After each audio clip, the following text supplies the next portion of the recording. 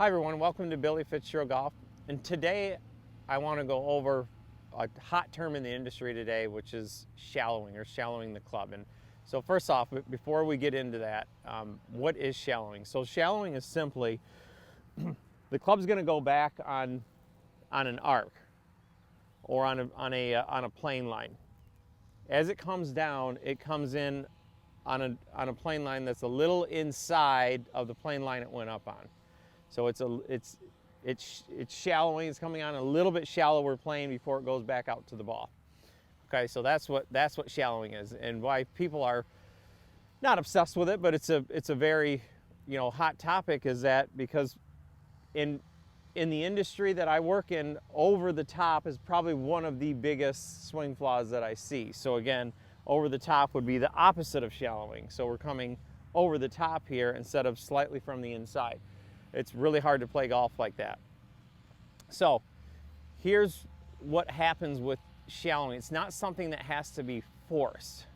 Okay, in other words, I don't have to get up to the golf ball. In other words, the last thing that, in my opinion, that I would want is for me to get up to the ball and force the face down.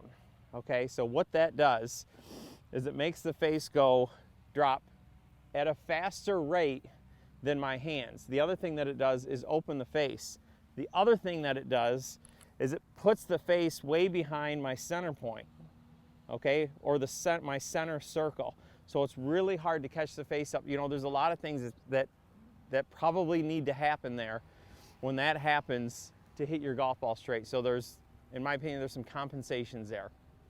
So to make it a little bit easier, how do we shallow? Well, a lot of it is how you change directions, okay, and how you use your body and how you use your body correctly.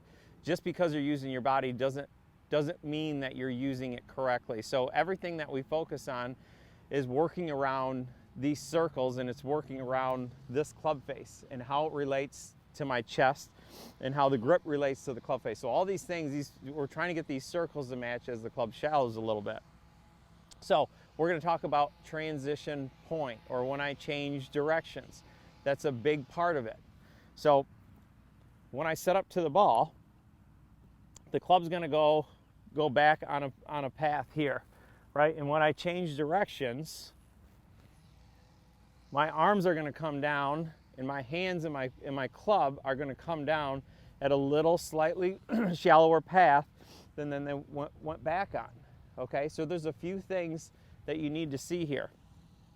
When I change directions, right, this transition, when I change directions, right, I get to my lead foot, but this, my chest is fairly stable.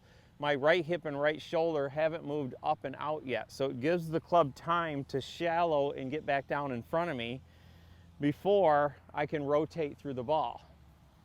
If I get here and immediately twist and drop, right, the handle goes out, the face of the club gets way behind my center circle, and the face of the club is open. So now I've got a lot of timing to do, and if it doesn't work, if I don't do it quick enough, it's going to go out to the right, and if I overdo it, it's going to go to the left. So I see this all the time. So there's a lot that can happen if you're trying to get the face way back here and it's way open. So again, there's a lot of things that can happen. So what I'd rather see is, again, from face on, once we get our grip on there, right, once I swing back, right, and the club's going back here, I'm turning back, I'm pushing away from the club here, and I change directions, right, that's what brings my arms down. Okay, so that change in direction, again, I'm not twisting. Well, that change in direction gets the face out in front of me and the face square, because my hands aren't so far in front of the face. So you can see this when I do this. So again, if I get here and I'm out back here and I change directions, right? So the face is square, it's in line with my hands, right? I'm up to my lead side, and now when this pushes back and away, everything can go through at the same time. So to me, that's a lot less complicated than a lot of moving parts that are going on. So what I'd have you do first is make some swings, right? So we're going to swing it. You're going to turn back, so your right hip and right shoulder are going to get out of the way, and you're going to feel like you get up to your lead leg and feel how your arms drop. Okay, so my arms go down because of my change direction. That's what shallows the club. Now when it's in front of me, everything can go through the ball at the same time. So we'll make a practice swing here. Get your hands on it. So again, as I make swings, I get all the way into my right side, and it's there, and so I start to feel. That's what that bump is, right? It's up. I get up to my left side, which gets the club in my arms in front of me, and now I can push away and let the club rehinge on the other side. So we'll hit one here.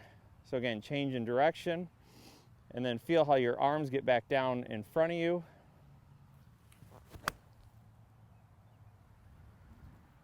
And so once I get the club in front of me, now I can push back away, and the club works back out to the ball, and the club rehinges. That's where all the speed is right there. But I've got to be able to get the club down in front of me. So is it shallowing a little bit? Yeah, of course it is. Am I forcing this face way down and behind me? I don't have to. I don't have to if my body is working correctly. So I get here and I bump up to my left side. I change direction, which gets the club in front of me, and now I can go through. Now I can turn as hard as I want on the thing. But man, if I get here and start twisting in front of this face, the ball could go anywhere. So be careful of how you're using the face, how you're using your body, how you're shallowing the club. So try this out. I think there's a little more structure to this. I think you'll find that this is pretty easy to get the club on the right path coming down if you use your hands and your body the right way. Get the club in position before you rotate.